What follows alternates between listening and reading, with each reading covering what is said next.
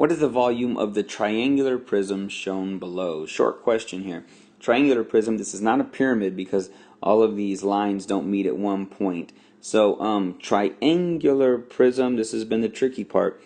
First thing you want to do, we need the formula to it. So the volume of a triangular prism is the big B, base times height, which means we need the base. We need to know what the measurement of the base is, the area, and then we can multiply that by the height.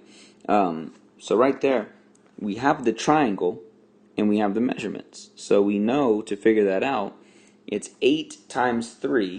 The area of a triangle is what we need first, is 1/2 the small base times height, which is like length times the height. So the area should be 1/2 8 times 3. 8 times 3. And a lot of y'all could do this mentally, but we get 1/2 8 times 3 is 24. And then here we'd want to half 24, which if we do that should get us 12.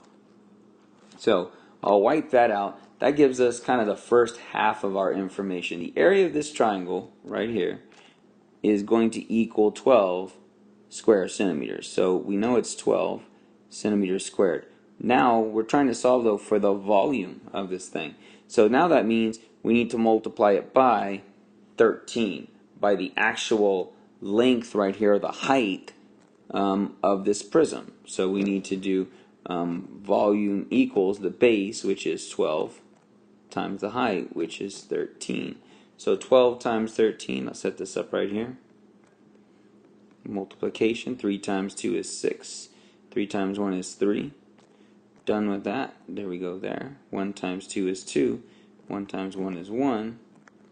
And I believe when we get this all together, we should get 156 cubic centimeters, which is option C right there. So just make sure that you follow these formulas. If it was a pyramid, we'd divide by 3, but this is not a pyramid. So it was just a matter of finding the area of the triangle right here. Remember to divide by 2 and then multiply by the height of the prism.